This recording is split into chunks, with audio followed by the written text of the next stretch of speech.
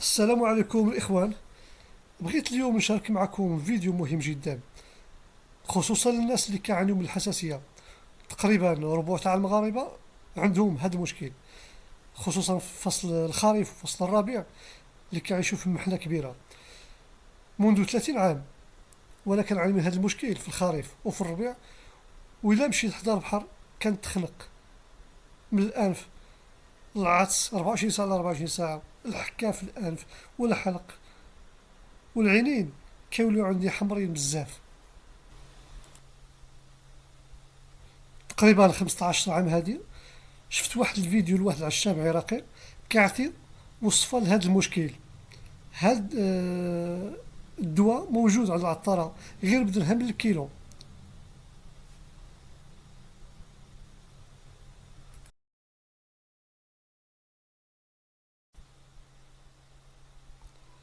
أما الطريقة ديال الاستعمال، كتاخد واحد الغرف تاع الماء، كطيبو بزاف حتى كيطيب كيما كتشوفو، كتاخد شوية د الحجرات ماشي بزاف، ترميها في وسط هذاك الماء اللي طايب،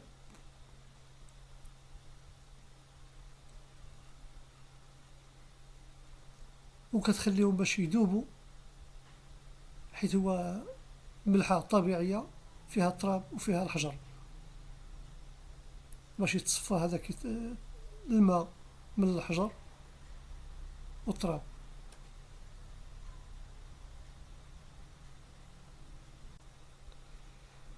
إلا ما عندناش شي صفايا سبيسيال كنحاولو نخليو هذاك الماء يترسب هادشي اللي فيه، ونخويوه في غرف اخر تاني، ونتسناو تاني حتى يترسب تاني هذاك الشي اللي كاين في هذاك الغرف اخر تاني، نصفيوه تاني في الرف اخر تاني، سيتادير جوج ولا ثلاثة ولا أربعة الخطرات، نصفيو الماء من الأحسن. بعد ما صفينا الماء وخليناه حتى برد، كدير الطريقة ديال الوضوء على الاستنشاق على الاستنثار فقط، كديرها مرة واحدة في اليوم تقريبا مدة أسبوع، إن شاء الله وغتشوفوا النتيجة. هاد الطريقة اللي استعملتها أنا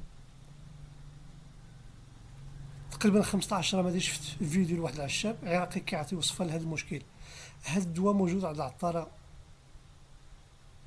درت نفس الطريقة مدة أسبوع والله العظيم تقريبا 90% تشافيت بإذن الله، ما بقيتش كنعاني من الحساسية. وبارطاجيو هذا الفيديو للناس اللي كيعانيو من هذا المشكل. الله يجزيكم بخير، كما يقول الرسول صلى الله عليه وسلم: الدال على الخير كفاعله. وإذا عندكم شي ملاحظة على هذا المشكل اقترحوا لنا في التعليقات ديالكم، وشكرا على المتابعة.